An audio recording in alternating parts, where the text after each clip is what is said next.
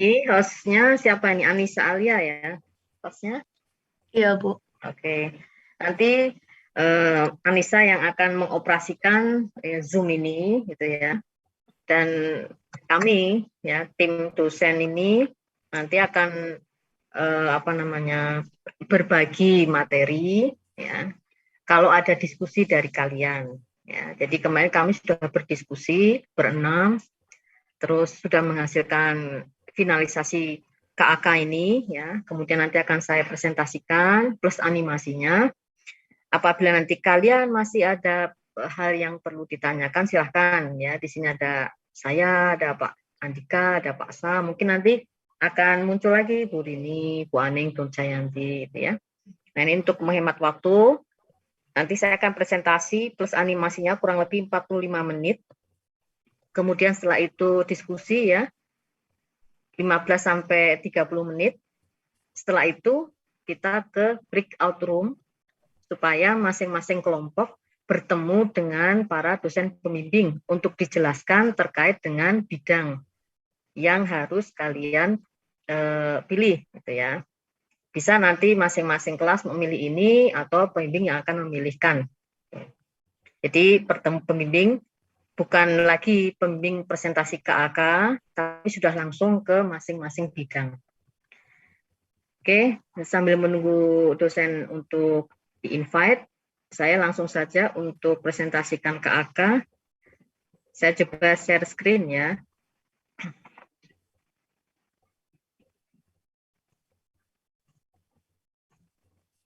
Sudah terlihat semuanya ya? Sudah, Bu. Oke. Baik, saya mulai ya. Ini adalah kerangka acuan kerja Studio Perancangan Arsitektur 4 selama semester genap tahun 2021-2022. Materi yang sudah kita diskusikan kemarin ya dengan para tim dosen adalah memilih tema pusat industri digital sebagai teknologi digital era industri 4.0. Sebenarnya ini sudah dimulai ya sejak tahun 2020. Nah, cuman baru ada bangunan ini sebagai perkenalan lah, ya, supaya kita melek teknologi itu baru tahun 2021. Ya, nanti akan saya terangkan di beberapa bagian pada KAK. Ini adalah bangunan DG, ya, PD, ya, Pusat Industri Digital Indonesia, PD. Nanti Anda jangan PD, Pusat Industri Digital, misalnya mana lokasinya yang dipilih. Ya. Jadi ada nama khusus, Anda selipkan di belakang PID-nya itu. Oke, saya mulai dari pendahuluan. Saya tidak perlu membaca banyak ya, Dik, karena saya sudah share tadi KAK, jadi Anda sudah membaca semua. Jadi perbedaannya apa antara stupa 3 dan stupa 4? Ya, kemarin Anda sudah stupa 3, itu bangunannya adalah low rise, ya, jadi hanya 4 lantai. Dan yang sekarang ini adalah bangunan 8 sampai 12 lantai. Dapat diistilahkan levelnya adalah middle rise. Nah, perbedaannya lagi, bangunan pada stupa 4 itu sudah multifungsi. Ya, jadi ada banyak fungsi yang Anda wadai di situ. Tapi tetap saja, meskipun multifungsi ya, banyak aktivitas di situ, tetap arahnya ke industri digital. Nah, kemudian pada stupa 4 itu ada 3 aspek yang harus kita perhatikan ya. Yang pertama, karena ini sudah masuk ke middle rise ya, building, maka eksplorasi struktur. Ya, jadi nanti di SK4 bahasan akan mengajarkan bagaimana struktur itu bisa dibentuk seindah mungkin sehingga bisa menambah estetisnya bangunan. Tetap sebagai kekuatan, tapi tidak membuat bangunan itu menjadi monoton, gitu ya. Jadi membuat bangunan itu jadi lebih menarik. Bahasanya itu eye catcher gitu ya. Kalau saya lihat tuh pengen lihat lagi. Nah itu sudah bagus. Karena strukturnya yang di ekspor tadi. Ya. Ekspos struktur boleh, tapi jangan ekspos struktur yang cuman lurus gitu ya kayak kolom-kolom biasa gitu ya. Tapi ada permainan bentuk. Nah ini justru di stupa 4 ini Anda malah nanti bisa sangat bebas untuk berkreasi. Ya, yang penting bangunan itu harus punya kekuatan sesuai standarnya sebagai bangunan 12 lantai. Gitu ya. Kemudian yang kedua terkait zonasi vertikal. Nah, ini karena kita bangunannya itu kan tinggi ya, sehingga bagaimana nanti Anda menata ruang yang efisien, kemudian mempertimbangkan ya aspek fisik, berarti modul terkait ukuran harus sesuai standarnya. Ekonomi berarti ya jangan terlalu boros terkait dengan biaya sewa gitu ya. Terus kemudian terkait dengan sosial, bangunan atau ruangan itu tidak membuat kita terpisah dari para penyewa yang lain karena kita tetap berteman ya, kita tetap berkomunikasi. Makanya nanti ada yang namanya co-working space ya. Itu nanti semuanya saling bisa berkomunikasi. Meskipun itu berbeda UMKM ya. Lalu yang ketiga, nah ini karena arsitektur kita itu adalah arsitektur Islami, ya, maka yang ketiga ini harus benar-benar Anda terapkan, yaitu apa? Konsep arsitektur kontemporer. Kontemporer itu karena kita menyesuaikan dengan ini digital, ya. Jadi bangunannya harus kontemporer ya karena memang sistemnya juga sudah mulai bermain ke arah digital gitu ya.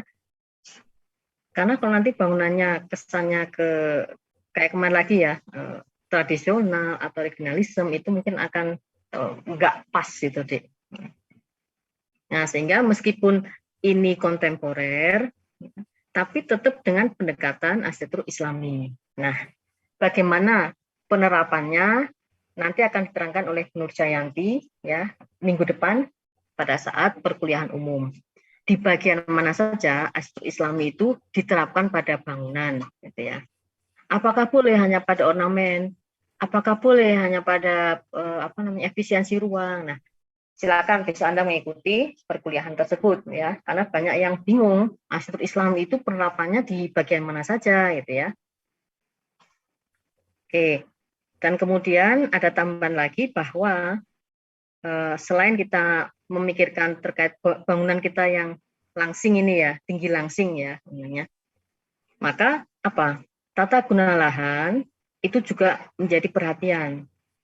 Jadi tidak boleh meletakkan bangunan ini di area yang sepi sekali, ya nggak laku, gitu kan? Makanya tata guna lahan itu sangat penting. Ini sasarannya siapa, gitu kan? Ya, yang jelas sasarannya pasti anak-anak muda, ya, pebisnis pemula. Nah itu di mana berarti? Masyarakat gitu ya, ya berarti di perkotaan. Nah kalau misalnya para pebisnis pemula, para anak-anak muda ini bisa berarti di area-area kampus, gitu kan? Kalian-kalian ini kan mungkin juga sedang berbisnis online ya. Nah Anda pengen mengasah itu bagaimana sih cara mengoperasikan ini sistem bisnis online-nya, gitu. Belajarlah di sini. Jadi intinya adalah ini sebagai wadah, ya, wadah Anda untuk belajar, ya, berlatih, ya. Bahkan sampai Anda itu mencoba untuk menciptakan produk yang akan Anda hasilkan. Nah, setelah saya menerangkan terkait dengan seperti apa stupa 4, ya, dan sudah jelas ya perbedaannya dengan stupa 3, dan ini adalah bangunan single building. Ya. Seandainya Bu di gambar itu kan banyak masa ya, ini banyak masa gitu. Kalau banyak masa asal hanya satu lantai, gitu ya, dan dia sebagai servis dari bangunan utama tidak masalah. Ada masjid misalnya ya, kemudian ada biasanya di luar-luar ini itu powerhouse boleh, tapi dia sendiri itu memang single building. Ya. Nah, silakan nanti Anda boleh menanyakan kepada kami ya, yang dimaksud dengan single building itu apakah nanti boleh kita punya podium, gitu ya, punya podium berapa lantai, terus kemudian ini si bangunan tinggi ini akan muncul di atasnya, tapi jumlahnya 2, podiumnya yang gabung. Nah itu apa boleh? Nah silakan nanti Anda bertanya. Ya mungkin banyak ide dari kalian. Kalau towernya 3 Bu, boleh nggak Bu? Towernya 4 boleh nggak Bu? Tapi podiumnya 1. Apakah itu bisa dikatakan sebagai single building? Itu kemarin muncul di kasusnya stupa 4 setahun lalu. ya, jadi podiumnya terpisah, tapi towernya 2. Nah, jadi kesannya bukan single lagi ya, sudah double itu. Nanti coba aturan-aturan ini apakah benar-benar kita terapkan ya, benar-benar single building, ya, podium dengan 1 tower, atau boleh podium dengan 2 tower. Nah, silakan Sam atau Pak Andika untuk memberikan komen ya. Oke, sekarang kita masuk ke industri digital. Nah, di sini langsung saja ya, bahwa industri 4.0 atau bahasanya itu 40U gitu ya. Itu terkenal dengan teknologi ya, ada sistem robotik ya. Anda sudah mengenal itu. Artificial intelligence, Anda juga sudah tahu. Cloud computing, Anda sudah juga mungkin familiar ya. Internet apalagi. Ya, jadi sebenarnya kita sudah menikmati ini semua. Hanya kadang tidak sadar ya bahwa itu ternyata itu menjadi pusat industri yang bisa menjadi usaha, gitu ya. Usaha sampingan atau bahkan usaha utama. Banyak UMKM yang berhasil ya dengan memanfaatkan sistem ini. Contoh paling gampang apa? Gojek. Gitu. Dulu kan nggak pernah ada itu, baru muncul di Jakarta itu masih dalam bentuk Grab. Apa itu? Ya hanya Grab Ride, Grab Car gitu kan. Nah, pada saat muncul ada embel-embel food, jadi laku keras. Itu salah satu bisnis yang sekarang ini ya lagi naik daun, dicari banyak orang, nah, terutama ibu-ibu ya kan, karena GoFood. Mungkin juga ini para mahasiswi hujan, pada kuliah nih, kuliahnya buruan itu jam 7 misalnya gitu ya, udah naik GrabCar atau naik GoCar apa ojek online yang lain gitu. Saya menyebutkan nama menyebutkan salah satu ini ya perusahaan ya, karena seringnya pakai itu. Mungkin yang lain masih ada gitu ya. Nah, kemudian bangunan PD, gitu ya, ini baru diresmikan atau diluncurkan, mungkin belum dibangun juga ya, baru muncul animasi, master plan, Dinah itu ya, tahun 2021. Nah, mungkin 2022 nanti sudah akan ini beroperasi. Nah, di sini apa saja sih yang harus dilayani ya untuk PD ini ya? 1, dia berfungsi sebagai showcase center. Apa itu? Bahwa kita bisa melihat proses, gitu ya, melihat langsung. Nah, proses itu. Biasanya kan kalian tuh pasti nih servis kendaraan atau ya, Anda bisa melihat dari podium ya, dari balkon Anda bisa melihat ke bawah itu bagaimana proses para teknisi itu memperbaiki kendaraan kalian itu ya. Anda ada di ruangan khusus itu. Nah, itu namanya showcase center. Jadi Anda bisa melihat itu. Nanti yang di sini apa yang dia lihat? Ya macam-macam apa yang mau dipamerkan. Bisa otomotif gitu ya, bisa juga alat-alat pabrik, alat-alat kesehatan itu dan sebagainya. Kemudian yang kedua menjadi pusat pelatihan ya untuk meningkatkan keahlian para tenaga kerja industri, ASN, atau mungkin juga lah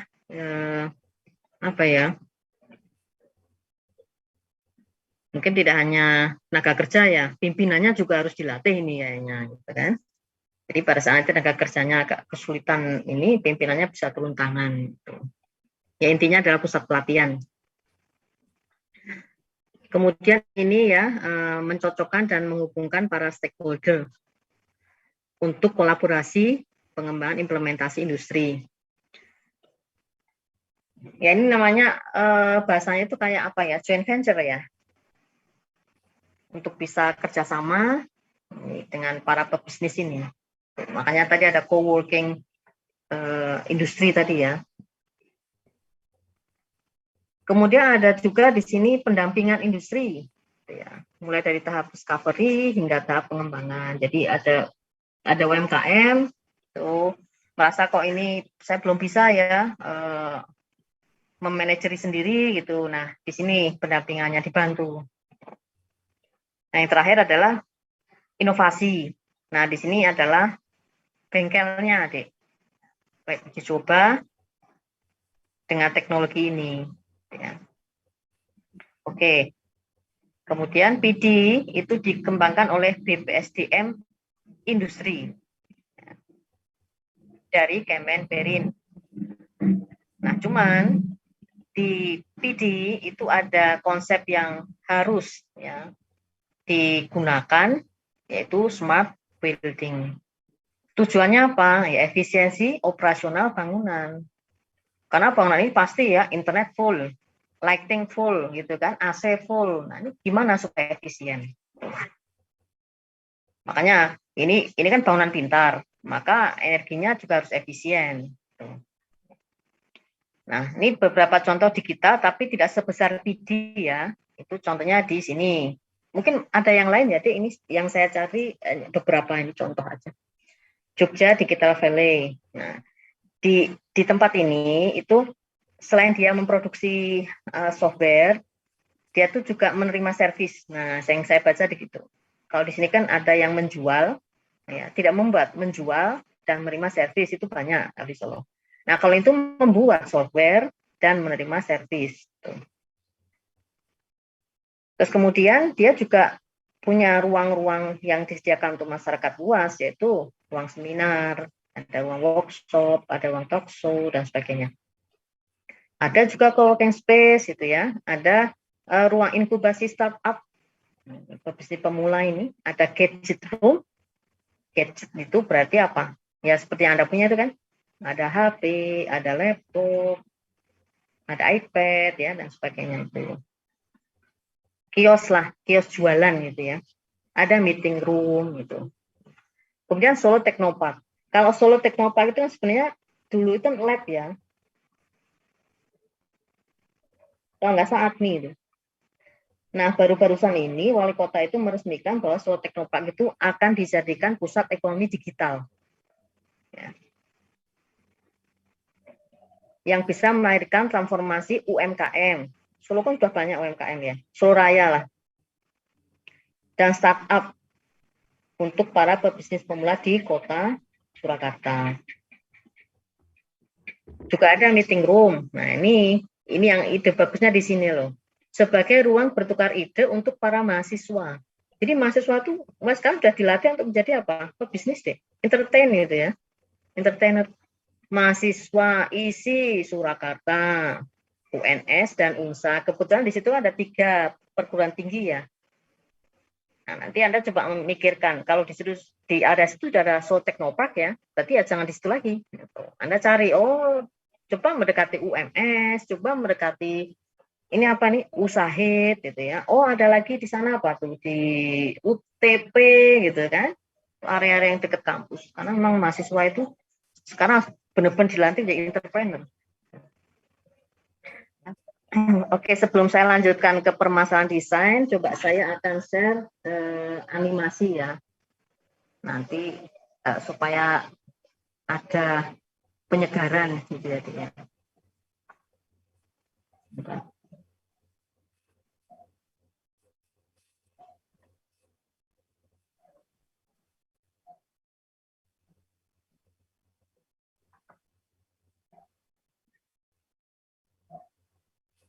Mudah-mudahan tidak gagal ya, karena kemarin saya tuh nyetel ini kok gagal terus.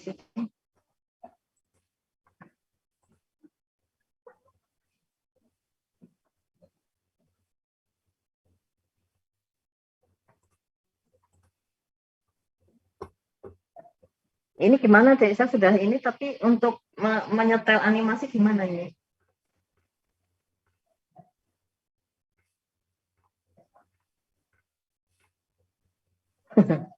Share screen juga, Bu. Gimana? Atau Share screen juga, atau hostnya saja ya, kan sudah saya kirimi ya. Share screen, Bu. Sudah saya screen itu? Sudah dipilih, di jendela sudah dipilih ya? Sudah. Keluar ini. Apa ya? Video, no.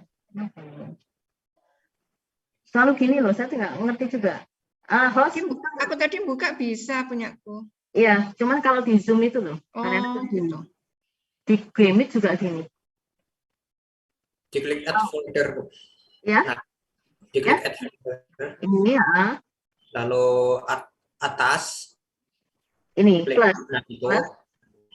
Klik. Nah, di situ ibu akan diarahkan di mana tempat penyimpanan Ya. videonya disimpan. Iya. Contoh saya. Loh, Dek, nggak ada lagi tuh, Dek, filenya. Oh, enggak ada ya? Add folder dulu. Nah, di situ dulu, Bu. Nah, Ya. habis itu klik add this folder to video. Oh, ini. Nah, terus? Nah, biasanya di situ udah muncul tuh. Nah, itu diklik down dulu, Bu. Diklik down dulu. Down. Dan. Ya, Nah, terus setelah itu biasanya sudah muncul Itu videonya. ada, Bu. Itu kan. Nah, ini ya, Bu. Mm-mm. Itu klik 2 kali. Oh, sudah keluar. Udah.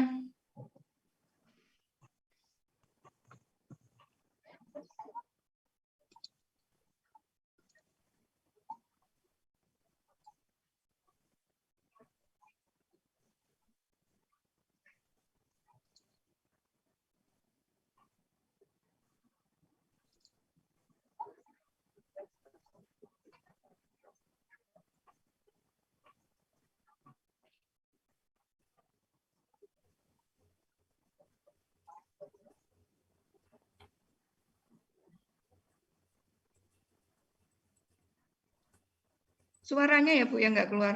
Punya Oh, saya. ya, keluar ya? Lainnya gimana? Suaranya keluar nggak?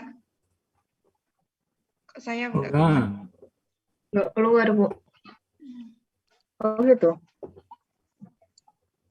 Suara saya keluar ya?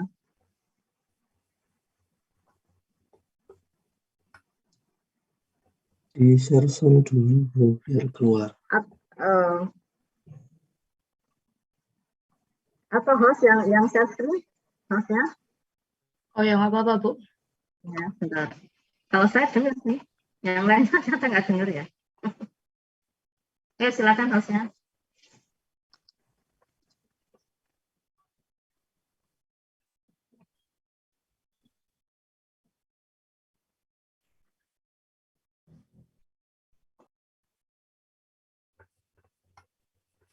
Muncul nggak, Bu, suaranya?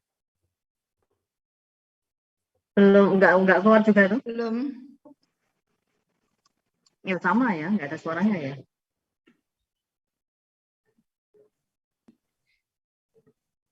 Tapi tadi tak anu keluar juga. Pas di setel ya. Kalau aku nyetel sendiri tadi keluar. Ya sudah, kalau karena ada beberapa mahasiswa yang tidak bisa mendownload ya tadi ya. Nggak apa Mbak, di setel aja Mbak, tanpa suara nggak apa-apa, yang penting ada gambarnya nih. Oh, ya.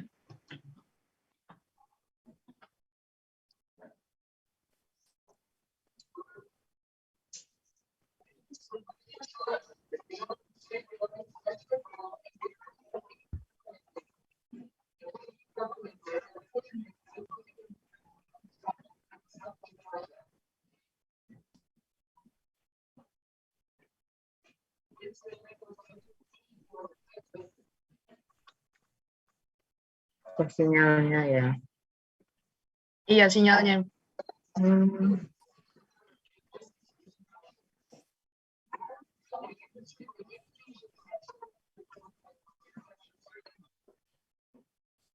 Oke. Nah, ini modelkan saja animasi atau biar ditonton masing-masing aja?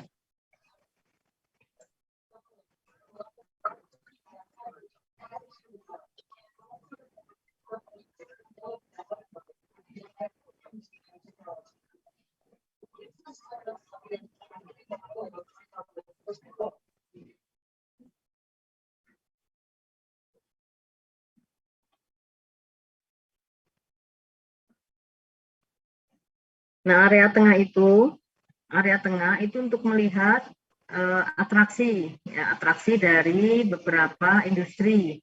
Nah, jadi posisi di tengah itulah sebagai showcase tadi.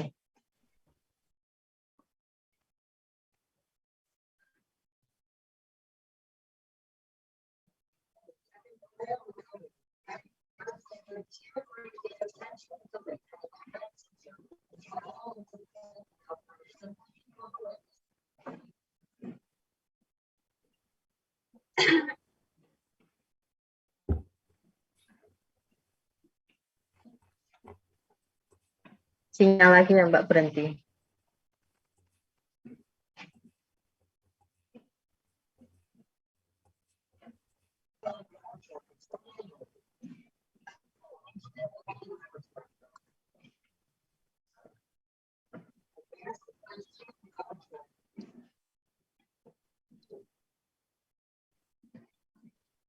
Ini area lab di lantai 3.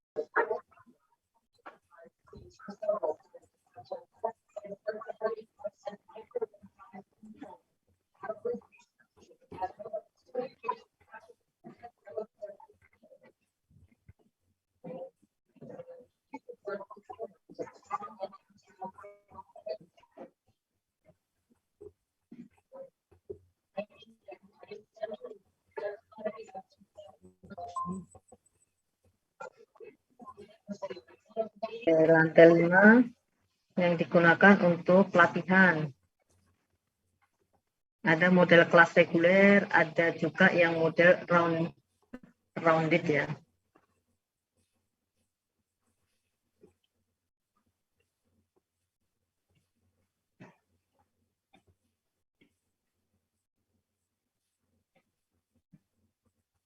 Jadi diisinya 700 people, tapi ruangnya yang berbeda-beda.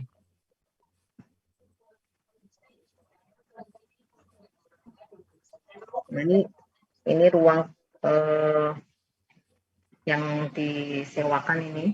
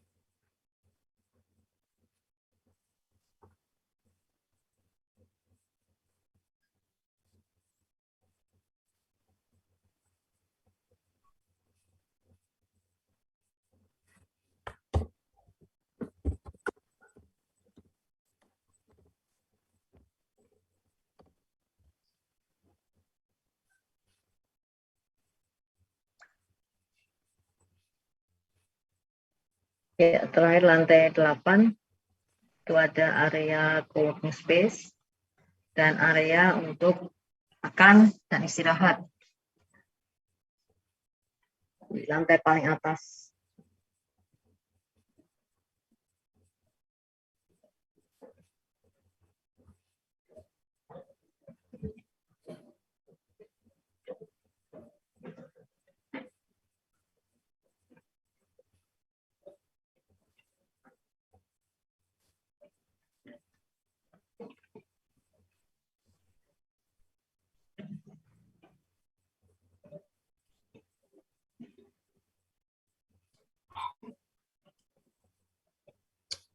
Oke, Mbak, cukup share screen-nya.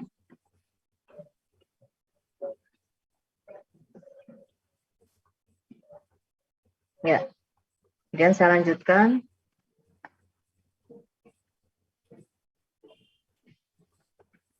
Oke, jadi sudah ada animasi. Mudah-mudahan nanti mahasiswa sudah bisa mendownload semua ya.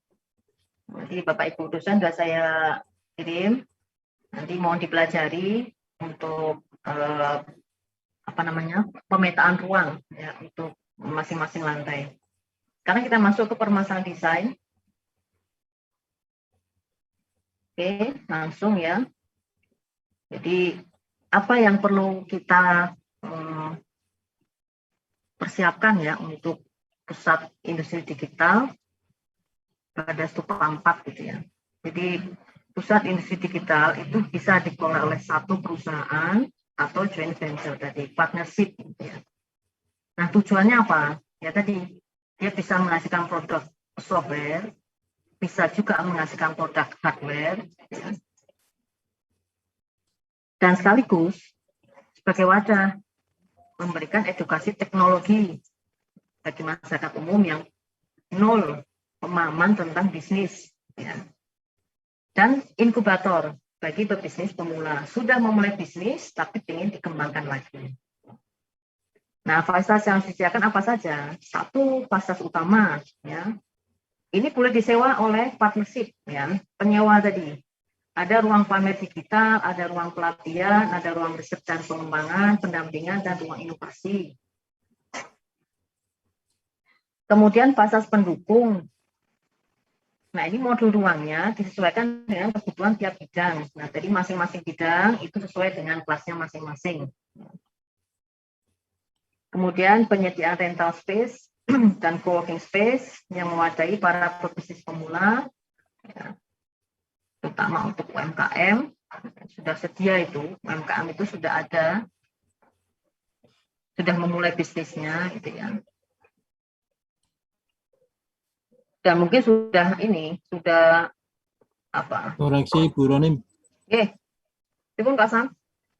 itu bidangnya Bu Rini belum diganti itu. Oke, ini biasa seperti ini dulu, nanti dijelaskan per masing-masing pembimbing mawon Pak Sam. Ya. Tapi sudah saya ubah di tabel. Oke, ya. UMKM dan startup, ya.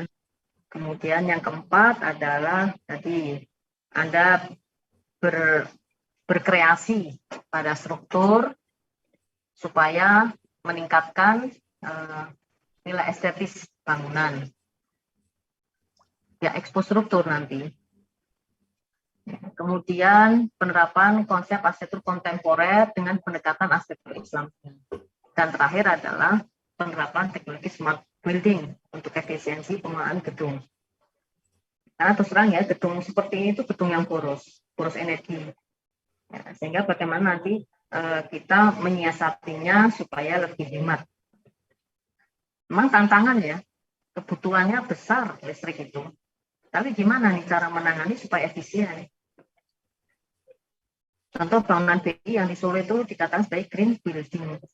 Itu energi yang digunakan untuk AC luar biasa. Nah, tapi kenapa dia bisa dianggap sebagai green building? Ternyata bukan AC-nya yang dikurangi gitu kan. Dia punya fotovoltaik. Gitu. Dia berhasil untuk mengolah limbah dari wastafel. Dia juga punya manajemen yang green. Gitu. Itu saja sudah masuk green building.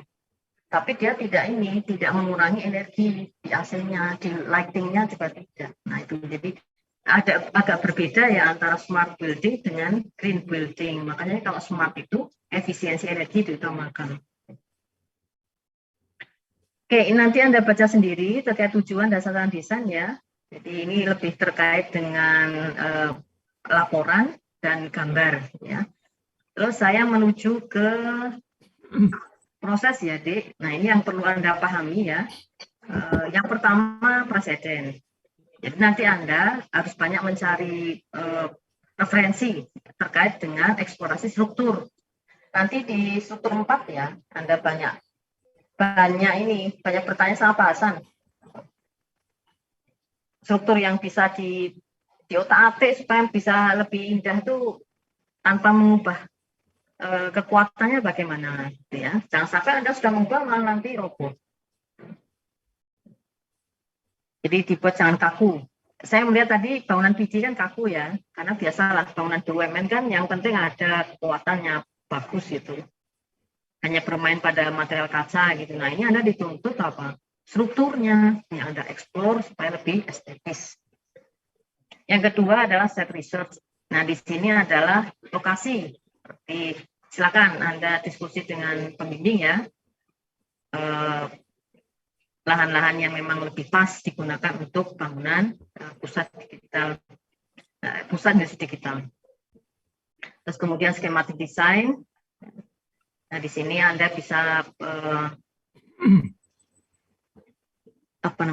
berpikir, punya pola pikir bagaimana memulai membuat konsep, kemudian memulai untuk merancang, lalu memulai membuat animasi. Jadi namanya pola pikir desain. Kemudian detail desain, ya, seperti stupa 3 kemarin, Anda membuat detail apa? Ya mestinya terkait dengan ini, bangunan ini. Kemudian teknik presentasi. Jadi bagaimana caranya ya Dek supaya Anda itu lebih bagus lagi daripada stupa 3, karena saya harap maklum sekali ini Anda baru CAT 1 dan 2. Anda juga belum bisa animasi. Nah, ini memang agak beratnya ya, kemarin itu animasi pada tidak kumpul karena alasannya nggak bisa animasi gitu ya. Bahkan hanya dengan CAT itu Anda putar-putar sendiri secara manual itu supaya kelihatan 3D-nya itu ya nggak apa-apa, karena saya paham ya. Baru CAT 1 dan 2 bisa animasi dari mana. Nanti di stupa 4 ini coba Anda berlatih untuk bisa membuat animasi. Bahkan sebenarnya ya Dek ya, animasi itu belum bisa kan kalian ya. Itu pada ini kok. Rasanya apa ya? Titik untuk dibuatkan gitu. Makanya kemarin ada yang animasi bagus sekali itu ada. Ya. Tapi kalau Anda ada terbatas budget ya, Anda boleh membuat maket. Ini nanti terkait dengan ini modelnya ya. Apakah masih daring atau sudah luring gitu ya. Jadi poin 5 itu sambil jalan aja lah. Apakah harus menggunakan model animasi atau harus menggunakan model maket, lalu presentasinya apakah seperti kemarin PDF itu ya, gambar kerjanya atau print out. Oke, sekarang kita masuk ke pembagian objek dan lokasi. Nah, nanti ini akan dibahas di breakout room. Ya, silakan Anda bertanya ke masing-masing pembimbing. Ini bagaimana penjabarannya, ya. Untuk Nur Jayanti itu kelas G, lokasinya Solo Raya. Jadi Solo Raya itu semuanya, kawasan Solo boleh. Subo-subo Wonoslaten itu diambil semua. Ya. Asal tadi loh Dek, kota ya. Jadi jangan terus jauh banget, nanti tidak ada yang datang, tidak ada yang tertarik. Targetnya siapa ini tadi? Anak muda, masyarakat, bisnis pemula, nah itu kumpulnya biasanya di kota, kampus. Jadi kita harus menjadi magnet untuk menarik. Kemudian fungsi pendukungnya sosial budaya, silakan ditanyakan ya. Pak Sam kelasnya E dan F, lokasinya DIY, nanti silakan saja konfirmasi DIY itu mana dan mana gitu ya. Kemudian fungsi pendukungnya adalah edukasi, ya, dikaitkan dengan pendidikan ini. Kemudian Bu Rini itu kelas H dan I, Soraya juga. Kemudian fungsi pendukungnya adalah pertanian dan kehutanan. Ini sebenarnya adalah agro ya. Kemudian saya sendiri, kelas A dan B di Soraya, itu nanti bidangnya adalah medical dan farmasi. Karena masih ada kaitannya ini, alat-alat kesehatan, ya, kemudian dengan obat. Ya, obat itu bisa obat generik, bisa juga jamu, gitu ya, yang tradisional. Kemudian Bu Aning itu kelas C, K dan L, lokasinya DIY, bidangnya ekonomi. Nah, silakan nanti kelas CKL untuk konfirmasi ke pembimbing bagaimana penjabaran dari bidang ekonomi. Kemudian Pak Andika, ini kelas C dan D, lokasinya di DIY. Kemudian fungsi pendukungnya politik dan pemerintahan. Nah, silakan konfirmasi juga ke pembimbing bagaimana ini untuk kelas C dan D, apakah politik dan pemerintahan itu satu bidang atau masih ada bidang yang lain yang perlu ditambahkan. Oke, kemudian kompetensi ya. Apa kompetensinya untuk desain stupa 4? Nah ini, bangunan bermasa tunggal 8-12 lantai. Ya, ini bangunannya ya, saran saya di bangunan harus langsing, gitu ya. Kalau bangunan gemuk, nanti Anda apa? Boros energi, karena akan ada ruang di tengah-tengah itu. Jadi bagaimana membuat bangunan itu langsing. Nah tadi saya sempat menyinggung ya, apakah benar-benar nanti bangunan itu satu single building atau boleh podium, kemudian ada tower di atasnya, lebih dari satu. Nah, itu akan bisa menciptakan ini bangunan langsing tadi. Itu sangat hemat energi. Ya. Jadi nanti kita bisa diskusikan antar mahasiswa dan dosen ya. Jadi satu podium tapi towernya 2, gitu. Atau satu podium tower 1. Nanti bisa dibahas. Kemudian aset itu kontemporer. karena digital itu mengikuti zaman ya, sesuai eranya. Maka ya kontemporer itu sudah kekinian sesuai zamannya gitu kan. Tapi harus dengan pendekatan arsitektur Islami. Kemudian keterampilan umum di sini adalah mempresentasikan ide dalam bentuk visual, itu gambar ya. Kemudian tulisan, berarti Anda bikin laporan. Kemudian 3 dimensi. Nah, ini bisa diwakili maket atau animasi. Tergantung nanti kondisinya seperti apa. Apakah masih daring sampai akhir semester atau sudah luring. Kemudian aplikasi pengetahuan spasial ya. Anda sudah ikut mata kuliah teori arsitektur ya. Jadi Anda sudah diterangkan tentang hubungan antar ruang, itu loh, gelembung-gelembung hubungan antar ruang itu pasti Anda sudah diajari kan. Nah, itu nanti Anda terapkan di situ. Ya, hubungan antar ruang, setiap lantai, hubungan antar ruang beda lantai, dan seterusnya. Kemudian teknologi, ya, ini nanti terkait dengan mata kuliah SKU 4, ya. Kemudian terkait dengan mata fisika bangunan, yang sekarang Anda ikuti itu SKU 4, fisika bangunan ada semua ya. Ini ada teknologi di sini. Kemudian urban planning ini adalah aturan perda. Nah, jadi nanti kayak kemarin Anda yang di Solo Anda sudah punya ya perdanya, Solo Raya. Ya mungkin pakai lokasi dengan perda yang sama boleh, hanya beda site gitu aja. Nah, ada yang DIY belum ya, karena kemarin tidak ada DIY ya. Nanti silakan Anda survei kembali untuk mencari aturan-aturan yang diberlakukan. Namanya bisa macam-macam kok. Ada RT RW, ada perda, ada perwali. Silakan apa yang digunakan di daerah masing-masing. Oke, kemudian terkait dengan objek rancangan dan sasaran produk ya. Spesifikasinya, maaf ini desain pusat industri digital, nggak pakai kreatif. Belum saya hapus ya. Desain pusat industri digital. Skalanya kota, ya. Boleh juga ada di kawasan kampus, ya, sehingga bisa menjadi magnet untuk para mahasiswa. Kemudian luasan tapaknya minimal 5.000, maksimal 10.000. Luas lantai bangunannya minimal 24.000, maksimal 48.000. Kemudian tingginya 8/12, DC dan FAR sesuai dengan perda. Kemudian sasaran produknya ya, 1 laporan persis seperti Stupa 3 kemarin, ya, ada paper kelompok dan ada paper individu. Ada bab 1 yaitu pendahuluan, ada cerita, ya, cerita tentang apa? Misalnya DIY lah, di daerah situ belum sudah banyak UMKM dan sudah ada para startup gitu ya, tapi belum ada wadah untuk belajar lebih dalam lagi, belum ada tempat pelatihan lagi, dan seterusnya. Jadi pendahuluan itu lebih mengarah kepada bagaimana supaya proyek ini tuh layak untuk dikerjakan gitu ya. Kemudian bab 2 tinjauan pustaka, ya, ini Anda harus membahas tentang pusat industri digital. Boleh Anda nanti browsing tentang PD ya. Tadi ada yang mengatakan gini, 4.0, ya, kayak tadi itu 4.0. Ada juga 4.0, nah, macam-macam caranya ngomong. Silakan Anda cari ya di websitenya. Kemudian fungsi bangunan sesuai pendukung masing-masing tadi ya, sesuai bidangnya. Lalu eksplorasi struktur, nah ini SKU 4 ini, silakan.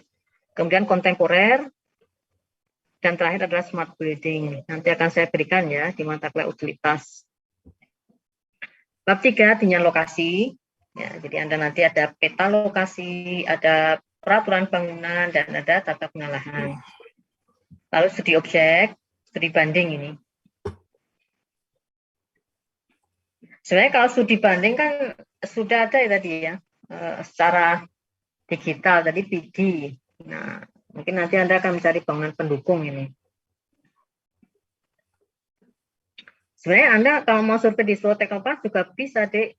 Ya, Anda mengurus surat izin, terus kemudian dikirimkan ke Solo Teknopark. Saya rasa mereka juga kooperatif kok. Kalian mahasiswa. Nah, Solo Teknopark juga isinya mahasiswa semua itu. Jadi saya rasa bisa. Nah, kemudian yang paper individu itu khusus analisa dan konsep. Ya. Nah, ini analisa dan konsep itu dalam satu poin ya, misalnya ya, satu analisa tapak. Anda cerita analisa tapak. Terus itu 1A ya, 1A analisa tapak. 1B konsep tapak. Berikutnya 2A analisa tampilan bangunan. 2B konsep tampilan bangunan. Jadi harus jadi satu gitu. Ya, itu keputusan kita kemarin. Jadi bukan berbeda bab. Ya. Sama babnya hanya dipadukan. Misalnya tadi subbab 1A analisa, subbab 1B itu konsep.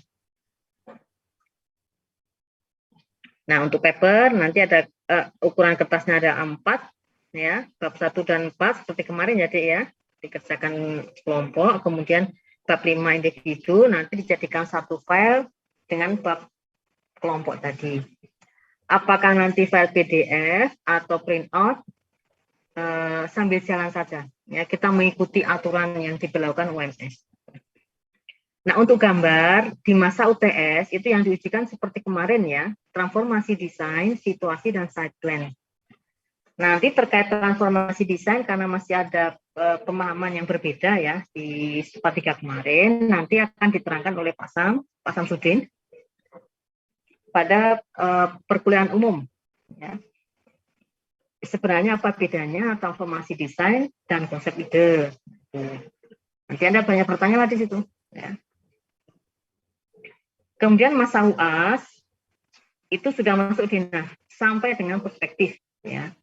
Namun paper, ya, kemudian transformasi desain itu tetap dilampirkan. Hanya untuk ngecek saja, karena pengujinya kan berbeda ya. Penguji pada saat UTS berbeda dengan UAS. Jadi pada saat UAS itu, ini sebenarnya papernya tentang apa, gitu, itu bisa dibuka lagi. Hanya tidak dinilai. Ya. Oke, untuk gambar semuanya A3. Ya. Orientasinya itu landscape, alur gambar bebas, kemudian kopnya ya, Dik. Saya lupa nulis kop. Kopnya itu ada di kanan gambar atau di bawah gambar. Standarnya itu. Kenapa tidak boleh di kiri? Karena kiri itu tempat untuk menjilid. Nah, kalau kopnya di kiri ya tertutup nanti. Ya. Jadi kop itu selalu di kanan atau bawah. Nah, kemudian pembagian cover ini. Ya, silakan saja. Misalnya Anda nggak suka warna itu, ya udah diterima saja. Supaya nggak hilang gitu loh. Nanti jangan sampai Anda memakai warna desain lain tumpuk di tempat saya, nanti saya kira saya nguji. Dulu pernah kayak gitu. Kok ada warna beda ya, ada di meja saya, ini saya suruh nguji atau gimana. Ya. Jadi disamakan saja di satu kelompok, jangan beda-beda gitu. Ya. Nah, warna ini juga masih bahasanya apa ya? Fleksibel. Ya, tentatif, fleksibel, sambil jalan. Kalau memang nanti sistemnya sudah tatap muka, berarti nanti ujiannya juga luring. Tapi ternyata perkembangannya entah gimana itu ya, mungkin daring. Lalu warnanya nih kepakai nggak Bu? Ya kepakai, hanya di covernya aja jadi warnanya. Kemarin ada warna ungu, ada warna jambon itu di cover itu ya, tetap dipakai. Hanya bedanya filenya itu PDF, kalau luring berarti Anda print out. Kemudian untuk maket,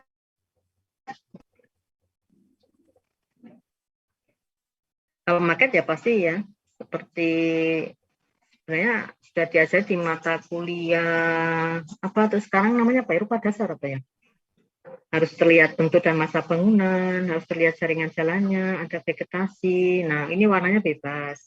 Mungkin ada yang suka full color, ada yang pengen disamakan dengan tampaknya, dengan perspektifnya, ada juga yang pengen monokrom. Yang penting terlihat ini, ya bentuk dan masanya jelas. Atapnya harus dibuat ya, Dik. Jangan sampai ini sebenarnya atap dak atau pakai atap limasan gitu ya. Jadi harus jelas ini untuk masanya ini.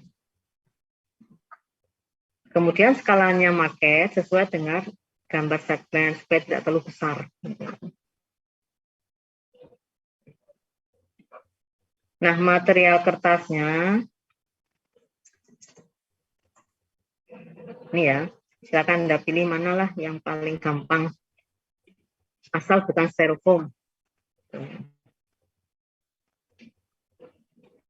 Nah, kemudian dilengkapi dengan namamu, skala, arah mata angin, bukan arah angin ya, arah mata angin. Nanti arah angin bingung, arahnya dari mana.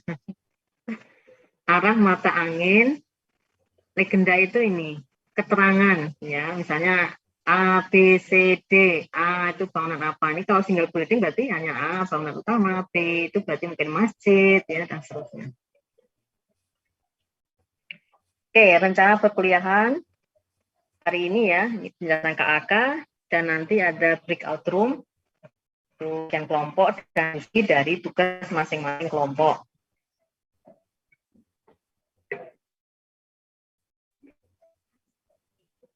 Bentar, saya mau minum sebentar.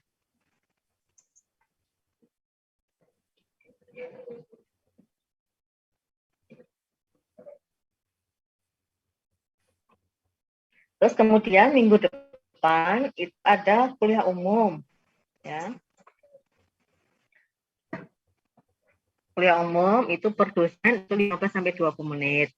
Boleh paparan langsung live gini atau berupa video, ya.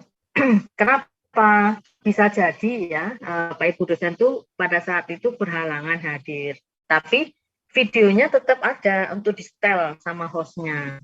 Jadi anak-anak tidak ketinggalan materi ya. Jadi misalnya ternyata kok minggu depan saya ada acara ya, padahal sudah diagendakan Pronim, besok itu ada kuliah umum gitu kan. Kirimlah video ke saya sebagai koordinator, nanti saya akan sampaikan ke mahasiswa sebagai host untuk nyetel ya. Jadi dosennya memang tidak muncul di Zoom gitu ya, tapi ada filenya. Nah, itu lebih bagus daripada kosong gitu ya. Nanti filenya gitu. Nah, masalah nanti ada pertanyaan diskusi ya, silakan Anda bertanya langsung kepada pembimbing, kepada ini pemateri. Ya. Silakan mau Anda chat. Ya. Jadi mau paparan live atau sistem video. Ini belum bisa luring. Kemudian tanggal 16 Maret sudah masuk ke pending masing-masing. Apakah ada luring sambil jalan, ya. Nah, kemudian di sini tanggal-tanggal ini saya sesuaikan ya, supaya sama dengan UAS, gitu ya. Jadi pada saat Anda melakukan kelayakan UTS itu masa kelayakan 3 hari. Jadi dosen itu mengecek gambarmu layak atau tidak, itu sebenarnya sudah ada di sini loh. Ya. Dosen sudah tahu kamu tuh layak atau tidak itu di sini. Nah, bisa jadi pada saat ini tuh ternyata tidak mengumpulkan atau gambarnya nggak jadi. Mungkin ada kemarin kasusnya mahasiswa itu mundur, sakit dan sebagainya gitu ya. Makanya sebenarnya dosen sudah punya rekaman ya, lembar-lembar konsultasinya kan sudah ada semua. Bahkan setiap konsultasi itu dinilai gitu kan. Nah, artinya kalau kelayakan 3 hari itu selesai. Karena sudah punya rekaman di sini kan. Nah, ini tinggal ngecek saja. Kelengkapan. Oh, udah ada paper, gambar lengkap, oke. Lembar konsultasi 4 kali. Sudah layak. Nah, kalau kurang dari 4 kali bagaimana? Ya karena UTS ya, masih bisa diterima gitu. Tapi kalau masuk UAS, nah itu ditolak. Ya. Karena UAS itu kan 75% ya. UTS itu tidak ada aturan. Aturannya cuma ini saja, 4 kali. Nah, ternyata hanya sampai 4 kali. Nah, ini memang UTS masih diterima lah, masih boleh gitu ya. Karena masih masa mid semester ya, bahasanya itu tengah-tengah semester itu masih boleh lah lanjut lagi. Nah, setelah 3 hari dikembalikan ke mahasiswa untuk direvisi masanya 6 hari. Ya, Anda merevisinya panjang sekali. Kemungkinan loh banyak yang dikomentar kurang ini, akhirnya penuh itu lembarnya itu. Gambarnya kurang ini, papernya kurang ini, itu kan. Nah, masa revisinya 6 hari. Nah, kemudian pengumpulannya kembali kapan? Nah, kemarin kita sudah mendiskusikan dengan tim dosen, disepakati ujiannya itu hari terakhir UTS. Nah, hari terakhir UTS itu apakah tanggal 30? Nah, itu yang saya tidak tahu pasti. Karena bisa jadi UTS itu nggak full 2 minggu. Ya, mungkin hanya berapa? 1 minggu plus 4 hari, ada 1 minggu plus 5 hari gitu ya. Nah, ini makanya masih rencana. Ini bisa saja maju gitu ya. Artinya apa? Ini kemungkinan kalau ini maju berarti kan nggak mungkin di sini. Ya, ini akan maju lagi gitu kan. Nanti akan kita bahas kembali dan akan kita sampaikan ke mahasiswa. Yang Anda siapkan adalah tetap 20 April ini. Anda persiapkan betul kelayakan. Ya. Karena yang berubah hanya ini saja sebenarnya. Anda hanya ininya dikurangi waktunya karena ini juga maju. Makanya apa? Kerja kerasmu harus ada di sini. Sehingga pada saat kelayakan itu kekurangannya hanya sedikit deh, karena sudah Anda penuhi di sini. Permasalahannya apa kalau nggak layak? Ini nggak pernah, kamu tuh nggak pernah hadir di sini. Ya. Sehingga nggak tahu apa-apa, kayak kemarin itu loh, set plan aja belum jadi, yang lainnya sudah masuk Dena. Ya, makanya kalau ini Anda penuhin, pasti layak. Oke ya, jadi ini masih fleksibel juga, Dik. Nggak pasti tanggal 30 April ya, saya nggak tahu, mungkin maju gitu. Nah, kemudian di sini ada setelah selesai UTS, itu ada libur Idul Fitri 1 minggu, nih pas banget ya. Selesai UTS langsung libur lagi. Idul Fitri. Nah, pas masa libur, itu memang Anda tidak ada kegiatan apapun ya, karena kondisi libur itu. Nah, cuman kita ini punya tugas di tim dosen ini, yaitu apa? Harus selesai koreksi tesnya. Kenapa? Karena tanggal 8 Mei itu harus dikirim ke pembimbing sebagai bahan evaluasi. Di mana? Bahan evaluasi ya di sini. Nah, atau evaluasinya boleh dikirim sama pembimbing sebelum tanggal 11. Jadi Anda sudah merevisi. Tanggal 8 dikirim, sudah ada hasilnya kan, tanggal 9, dosen boleh gemit sama anak-anak, itu keputusan masing-masing pembimbing. Ini revisinya, ini, dan sebagainya, silakan Anda perbaiki ya gambarnya, kemudian nanti kita diskusikan lagi tanggal 11. Ya, fleksibel aja.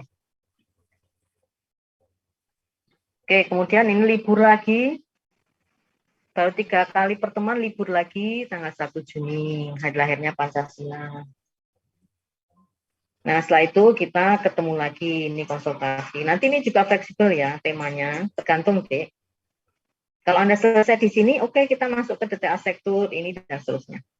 Nah, kalau ini belum selesai, itu kan ada mahasiswa yang ini sudah oke ya, terus dia konsul ini boleh. Nah, ini belum oke itu Bu, ya silakan saja konsultasi lagi ini. Ya, artinya saya tidak terlalu kaku ya, artinya ini selesai potongan tidak boleh konsul itu. Nah, padahal poinnya besar kan di sini. Ya, poin besar itu siapkan Dena tanpa potongan. Sehingga memang ini harus benar-benar difokuskan gitu ya.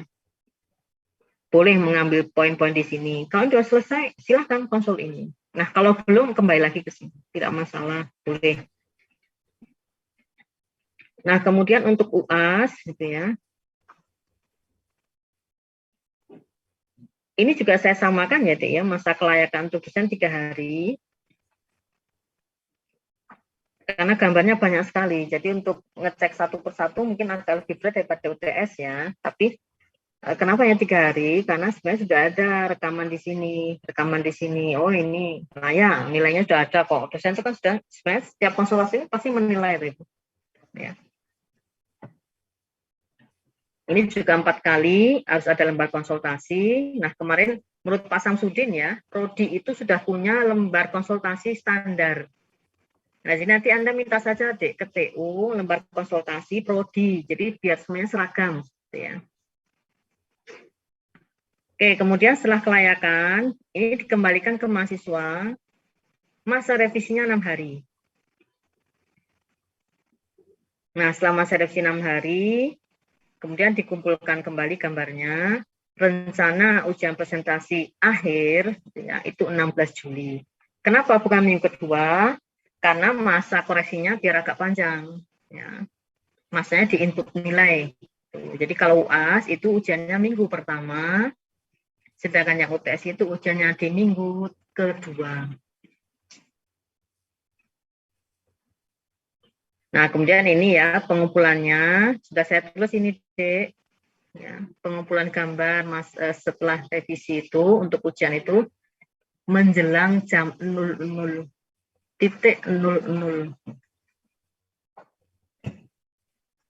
Itu batas menunjukkan ini hari Senin dan Selasa gitu ya.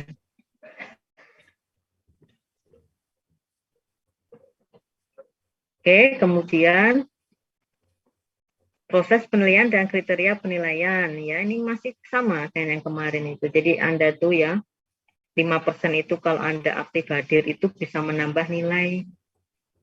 Misalnya ya nilaimu tuh 76,9 itu yang misalnya loh. Itu saya tambahkan 5% di anu, itu jadi 77,1 itu A loh, Dik. Kalau 76,9 kan masih AB ya, kamu ditolong sama ini.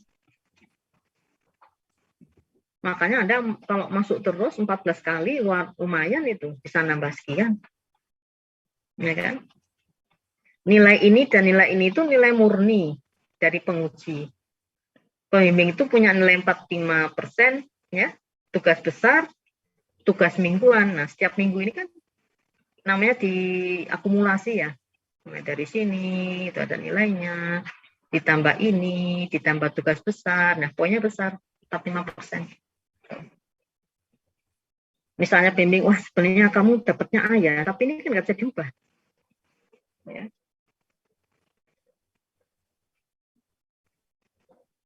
Ya, makanya Anda harus rajin gitu ya, memahami tema sesuai dengan KAK gitu. Tapi lagi-lagi apa yang namanya desain itu kan selera. Nah itu yang buat berbeda estetika. Ini saya bagus ya menurut kamu gitu, tapi nggak selera, dosennya nggak selera gitu. Secara standar benar, strukturnya benar, kuat, modulnya cocok gitu ya. Modulnya itu bagus, benar itu, 66, 77 gitu, 88 itu, sudah benar. Gitu. Tapi kok nggak bagus itu estetikanya, nah, itu bisa, itu selera. Jadi terkadang kalau menilai masalah tampak itu seleranya muncul. Tapi kalau sudah masuk ke side plan, dinah, potongan, nah itu logikanya muncul. Ini ruang, ya, ruang dapat cahaya benar. Modulnya dengan strukturnya benar, ya. Potongan kita cek ya, setiap lantai jaraknya sekian, oh benar. Ini kuda-kuda pas kolom, oh benar. Nah itu logikanya muncul, nggak perlu estetis, nggak perlu selera gitu. Tapi kalau sudah masuk tampak, seleranya muncul. Nah makanya nilai-nilai ini itu murni, ya, tidak bisa diubah sama sekali. Oke, dan terakhir adalah referensi. Nah di sini saya menuliskan buku wajib deh, karena buku ini sudah pernah kami buat berempat ya, Pak Samsudin, Bu Rini, saya dan Pak Andika. Itu stupa 3 dan 4. Ya, itu sudah dijual di Tokopedia, dijual di ini apa bukunya UMS apa ya? Apa sih ya? Saya mah lupa itu. Toko bukunya di UMS ada nggak ya? Tapi di Tokopedia ada kok, ada harganya cuma 73.000, murah loh. Nah kalau e-booknya nggak ada, nanti e-booknya jadi nggak. Kalau ada e-book nggak laku ini. Makanya saya katakan sebagai buku wajib. Ya. Semua materi terkait struktur ya, building science, tapa dan sebagainya ada di sini. Arsitektur Islam gitu ya. Nanti pada saat materi umum itu tambahan, ya tambahan untuk spesifikasi tema setiap semesternya. Kan beda-beda ya, Dik ya. Nah, itu ditambahkan di sini. Nah, kemudian buku-buku yang lain ini ya nanti silakan Anda tanyakan ke masing-masing pengampu ya. Oke, baik. Saya rasa sudah cukup untuk pembahasan KAK. Silakan saya beri waktu diskusi 15 menit untuk mahasiswa. Saya stop share dulu ya. Yuk silakan, Dik. Siapa yang bertanya?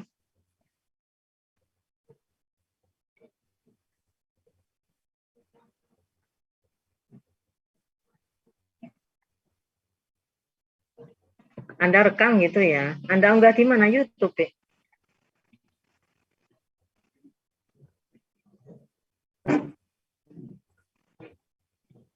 Boleh saja, silakan.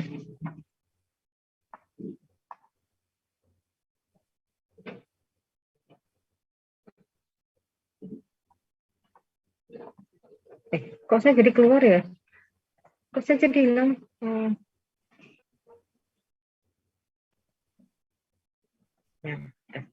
Ya, silakan mahasiswa. Ada yang bertanya?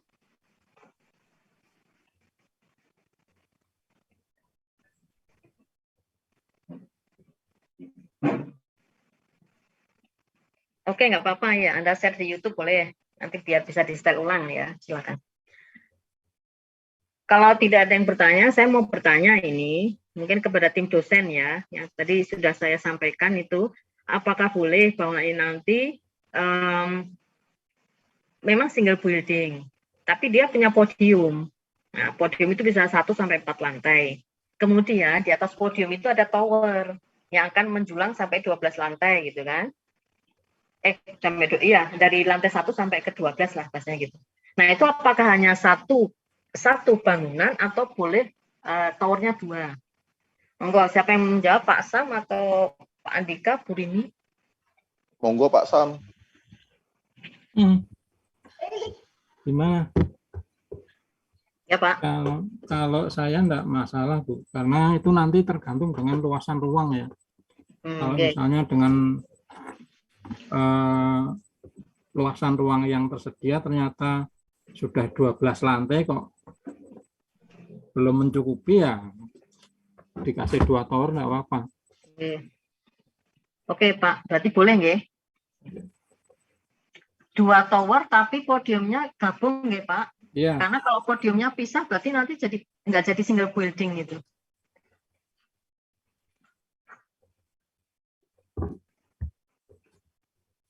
Kayak gitu ya. Jadi boleh Anda menggunakan towernya 2, tapi podiumnya gabung jadi 1 gitu. Podiumnya tidak boleh pisah ya, tetap jadi 1, hanya muncul tower di atas podium itu. Ya. Bu Ronim, ya. Saya mau mengklarifikasi Bu, meminta konfirmasi lebih tepatnya. Kita kan 8 sampai 12 lantai nggih. Mungkin biar kawan-kawan mahasiswa juga jelas. Nah, 12 lantai maksimal itu hanya tower atau sudah include dengan podium, Bu? Sudah include dengan podium, Pak. Nah, sudah include nggih? Jadi misalnya nanti podiumnya 4 lantai, maka towernya itu tinggal berapa tuh? 8 lantai, Bu. 8, nah gitu. Jadi ngitung 12 itu mulai dari lantai 1. Yeah. Cuman gini ya, stupa 4D, Anda sudah harus belajar membuat basement. Ya, jadi jangan parkir mengelilingi bangunan. Karena lahanmu itu kemungkinan sempit loh. Karena di kota ya, tidak ada lahan yang gede gitu.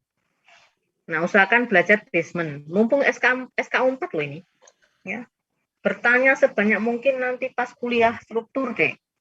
Membuat basement itu ya. Kemarin stupa 3 sudah ada yang mencoba bikin basement ini, maka stupa 4 harus bikin basement.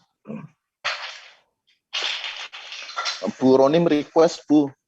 Request? Ya, Pak. Oke, request apa? Untuk kuliah umum mungkin disampaikan Pak Sam atau Bu Aning gitu. Untuk menentukan berapa banyak lantai podium dan berapa banyak lantai basement itu kan ada rumusnya, Bu. Nah, jadi towernya berapa tingginya, nanti podium berapa lantai, basement berapa lantai. Kalau bisa itu disampaikan, Bu. Oh ya. Mungkin Pak Sam atau Bu Aning yang akan menyampaikan terkait struktur. Ya, monggo. Monggo nanti Pak Sam atau Bu Aning saling berbagi lah, ya, berbagi ilmu. Oke, karena pernah ada kasus towernya tinggi tapi podiumnya mahasiswa cuma 1 lantai, basementnya 1 lantai itu.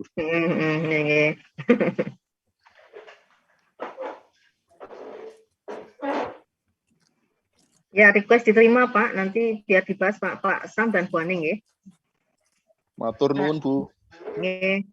Bu Rani. Nggih. Ini aja Bu untuk apa ya, semacam memastikan. Tadi kan fasilitas fungsi utamanya itu mungkin seperti yang sudah dijelaskan PD tadi ya Bu ya. Itu bisa dianggap nanti fasilitas utamanya itu mirip-mirip PD itu yang sifatnya mungkin masih umum atau general gitu. Kemudian karena kita multifungsi itu ditambah satu fungsi lagi yang tadi sudah dibagi terkait beberapa bidang. Itu ya Bu ya, berarti kan seperti itu.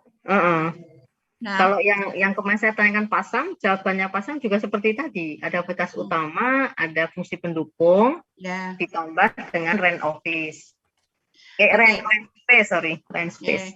Jadi misalkan di yang umum itu memang bisa ada semacam factory kayak untuk software atau hardware gitu kan, masih bisa. Kemudian misalkan kayak punya saya kan pertanian itu nanti saya juga punya juga factory yang terkait dengan digital untuk pertanian produksi itu masih boleh kan, berarti artinya seperti itu, bedanya kan seperti itu gitu ya.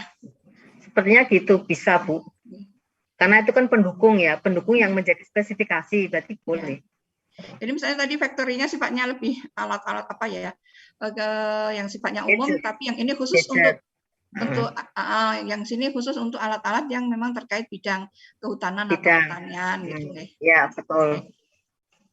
Mungkin ada saran juga ya, sebaiknya memang podium itu diarahkan ke yang tadi, jadi fasilitas umum, kemudian nanti yang pendukung, karena kemungkinan dia punya banyak lab gitu ya. Terus towernya itu sudah mulai ke rental space sama co-working space yang lebih, yang ruangnya itu lebih minimalis gitu ya. Tidak butuh banyak lab gitu loh. Kayaknya gini Bu, perlu satu persentase ini ya, karena fungsi utama tuh mestinya persentasenya dia lebih besar ya dibanding fungsi pendukung. Nah, apalagi yang co-working sama itu tuh pendukung tambahan gitu. Artinya kita perlu melihat persentase itu utama pendukung itu terhadap luasan atau paling tidak luasan ruang yang nanti berpengaruh ke lantai juga sih. Mungkin bisa dibantu Pak Sam. Apakah harus ada monggo Pak Sam, fasilitas utama dengan pendukung itu sesuai bidang itu apakah persentasenya sama atau fasilitas umum yang general itu punya persentase yang lebih besar daripada fasilitas pendukung sesuai bidang? Kalau saya minimal persentasenya sama Bu, maksimal sama. Ya. Kalau misalnya yang lebih, jadi yang fungsi apa tadi, fungsi utamanya 50%, yang fungsi tambahnya 50%. 50% itu include pendukung sesuai bidang plus dengan rental space ya Pak ya? Bukan Bu, yang tadi Bu, yang apa namanya? Yang fungsi utama tadi Bu, apa namanya? Fungsi utamanya itu 50%, fungsi pendukungnya sesuai dengan pembagian kelasnya itu 50% itu. Oh. Tapi kalau misalnya nanti ada mahasiswa yang bisa mendapatkan luasan ruang fungsi utamanya lebih dari 50% ya enggak apa-apa. Kalau saya malah ini Pak, namanya 50-50 itu artinya nggak ada yang utama gitu. Jadi kalau saya malah misalkan ya yang utama itu 50%, kemudian yang bidang itu mungkin 30%, yang 20% yang untuk kayak co-working sama yang satunya tadi rental space. mungkin bisa kalau saya 50 30 20 atau pripun apa 50 40 10. Artinya yang utama tuh mestinya lebih besar persentasenya kalau saya. Namanya utama gitu ya. Yang dimaksud pasang mungkin tadi ya itu. Yang utama 50%, pendukung itu 50 tadi dibagi apakah 30 20, apakah 40 10 gitu ya Pak Sam? Ya. Ya. Udah Bu. Kecil. Oke, masih ada lagi? Dari dosen ini ya, sangat bagus ya masukannya. Jadi request dari Pandika, kemudian request dari Bu Rini, masuk dari Pak Sam gitu ya. Kalau dari mahasiswa ada pertanyaan? Permisi Bu. Ya. Jadi untuk pemetaan yang barusan jenengan bahas itu untuk range speed-nya buat fungsi umum sama fungsi khusus atau pendukungnya jadi di range berapa ya Bu ya? Iya, kayak tadi 50% itu untuk fasilitas utama dengan produk yang lebih general gitu ya. Kemudian 30 atau 40 itu sesuai pembimbing masing-masing saja deh ya. Untuk fungsi pendukung sesuai bidang boleh 30, boleh 40. Kemudian untuk co-working space dan rental space itu boleh 20, boleh 10. Intinya 50 dan 50. Hanya 50 yang ini fasilitas utama, 50 yang ini dibagi antara fasilitas pendukung sesuai bidang dan fasilitas ini area sewa. Oh iya Bu, baik. Oke, yang lain lagi? Izin bertanya Bu. Ya. Itu kan bangunannya 8 sampai 12 lantai, itu udah termasuk ke basementnya juga dimasukin apa belum ya Bu? Kalau 8 sampai 12 itu berarti kan totalnya 12 lantai ya. 12 lantai itu terhitung lantai 1. Jadi tidak termasuk basement. Karena basement itu kan ada di bawah ya, di bawah lantai 1.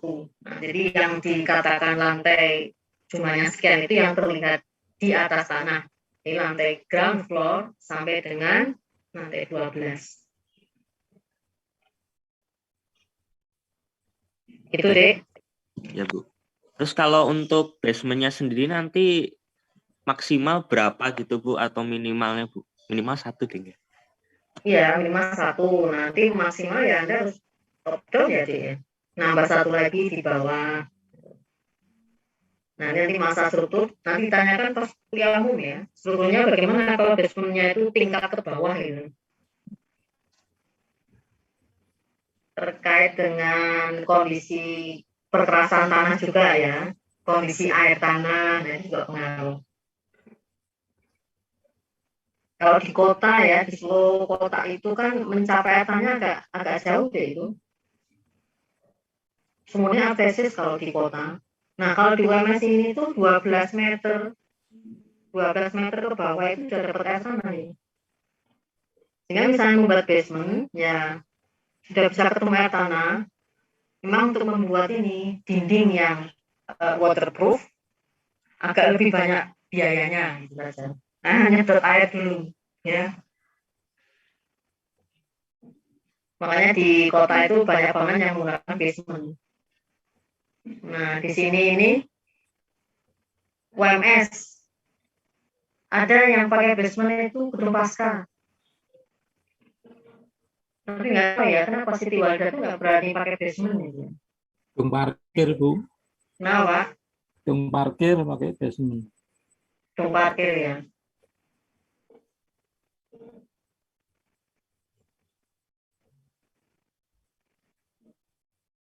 Ya emang untuk basement harus lihat deh kondisi tanah sama air tanah.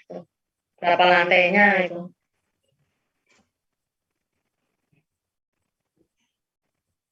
Nanti ditanyakan pas kuliah umum aja.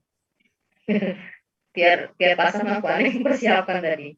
Rumus, luasan podium, ya. Kemudian terkait strukturnya basement harus berapa lantai, gitu ya. Gitu ya. Baik, Bu. Oke, saya sudah ini 1 sampai 1,5 jam ya. Baiklah, saya akhiri dulu untuk perkuliahan perdana ya, untuk membahas kerangka acuan kerja SUPA 4. Dan setelah ini, silakan host untuk memindahkan kami ke breakout room untuk bertemu dengan masing-masing kelompok. Bu Ronim, kalau bisa jadikan co-host ya, kalau misalnya pembimbing mau share-share. Iya, oh iya, hostnya Mbak Anissa. Ya, Bu, sebentar tadi udah bikin tapi ini hilang tadi keluar jaringan. Keluar lagi. Sebentar sabar, Bu. Oke.